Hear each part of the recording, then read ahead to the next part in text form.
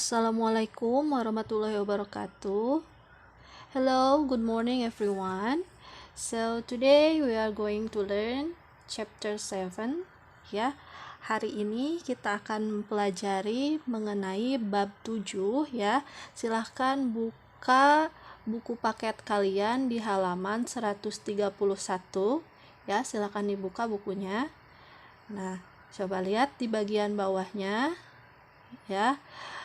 We will learn, katanya kita akan mempelajari. Nah, apa saja sih yang akan kita pelajari di bab 7 ini? Nah, the first one, yang pertama, we will learn to listen to a folk tale. Yang pertama, kita akan mempelajari mendengarkan sebuah folk tale. Folk tale itu adalah cerita rakyat. Nah, kemudian yang kedua, to read a folk tale for myself. Nah, kemudian kita akan mempelajari membaca cerita rakyat untuk diri sendiri, kemudian to other people ya, untuk orang lain. And then the last one, yang terakhir, to get a moral lesson from a folk tale, untuk mendapatkan pesan moral dari cerita rakyat. Nah, di sini di chapter 7 itu judulnya Sang Kuryang ya. Nah, for your information ya, sebagai informasi, Sang Kuryang itu termasuk salah satu contoh dari folk tale atau cerita rakyat. Nah, sebelum Ibu membacakan dan memperdengarkan ke kalian cerita Sang Kuryang ya, Ibu akan menjelaskan dulu materi mengenai folktale-nya ya, cerita rakyatnya.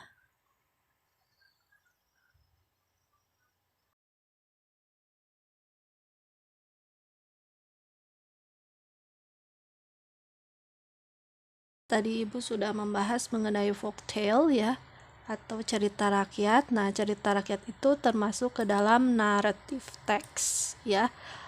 Apa itu narrative text? Ya, katanya when we tell a story, we use a narrative text. Ya, ketika kita berbicara mengenai cerita, kita itu menggunakan narrative text. Ya, narrative text itu adalah teks yang di dalamnya berisi suatu cerita. Ya, jadi setiap cerita ya yang di dalamnya ada tokoh atau karakter, kemudian ada setting of place, setting of time ya, ada tempat, waktu, kemudian ada plot atau alur ya, itu dinamakan narrative text ya.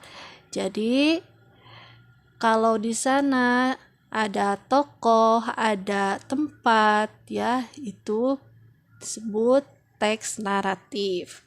Nah, kemudian a narrative text can be a fairy tale, fable, folktale, legend, myth, romance, science fiction, or other.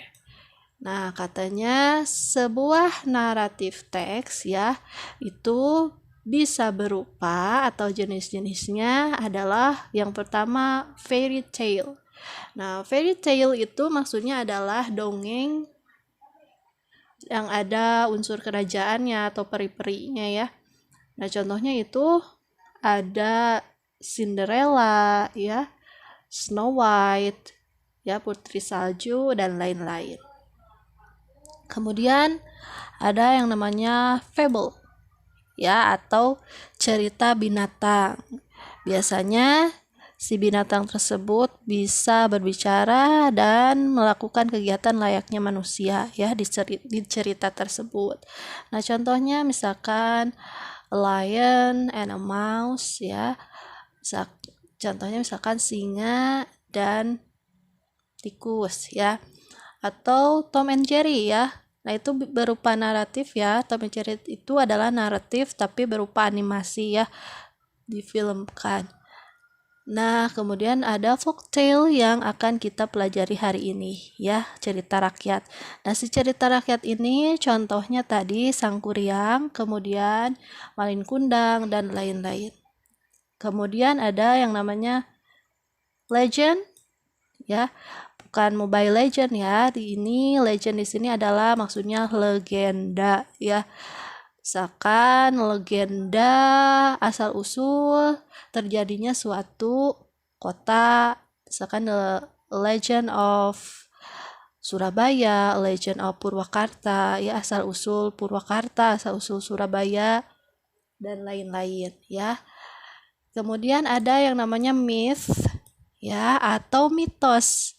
Nah, contoh dari mitos, cerita mitos itu ya, kalau di Indonesia ada yang namanya Golden Snail, ya, atau cerita keong mas, ya, dan lain-lain.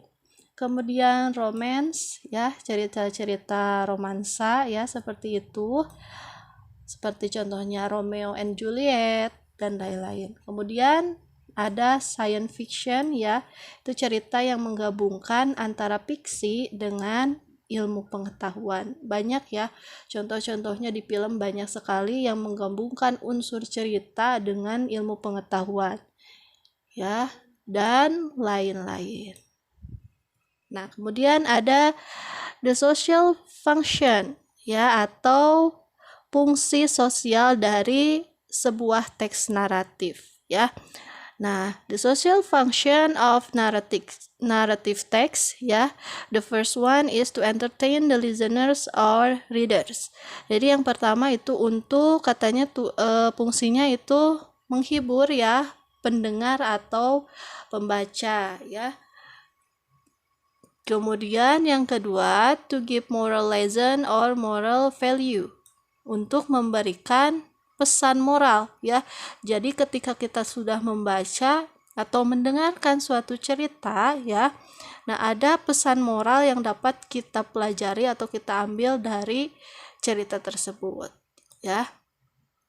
Nah, kemudian ada the generic structure, ya, atau struktur teks dari naratif. Nah, the first one, yang pertama, sebuah naratif teks dibangun oleh orientation, ya, atau orientasi. Nah, di orientation ini, ya, itu readers, si pembaca itu dikenalkan dengan characters, ya, karakternya siapa saja. Kemudian the place, tempatnya di mana, dan the time atau waktunya kapan, atau other things to make your readers understand the story, atau hal-hal yang membuat pembaca itu mengerti ceritanya. Jadi di orientation ini berisi pembuka cerita, ya, pembuka cerita. Jadi sebelum ke konflik itu ada pembukaan dulu, siapa karakternya, tempatnya di mana, waktunya kapan, dan lain-lain. Nah, kemudian the second one, ya, yang kedua ada yang namanya complication. Ya, setelah dibuka kemudian ada yang namanya complication. Jadi complication itu berisi mengenai problem, ya. Problem that happen in the story. Jadi masalah yang terdapat atau terjadi di cerita tersebut, ya. Jadi biasanya setelah perkenalan ada konfliknya apa, masalahnya apa, ya, sehingga dia mencapai klimaksnya atau klimaknya, ya. Kemudian the last one, yang terakhir, ada yang namanya resolution. Yang terakhir, ya, suatu naratif teks dibangun yang namanya resolution, ya. Nah, di resolution itu ada yang namanya anti climax, ya, atau penyelesaian masalah, ya. Jadi di sini ada the answer to the problem. Jadi penyelesaian masalahnya seperti apa. Jadi susunan teksnya itu pertama ada pembukaan, setelah pembukaan ada konflik, ya. Setelah konflik ada yang namanya penyelesaian masalah, ya. Jadi ceritanya selesai. Seperti itu, ya. Selanjutnya Ibu akan menjelaskan atau membahas materi selanjutnya, ya, mengenai Sang Kuryang. So, Ibu akan membacakan cerita Sang Kuryang Setelah membacakan, ibu akan menerjemahkan. Setelah kalian mendengarkan penjelasan dari ibu ya, kalian jawab pertanyaan yang ada pada halaman 133.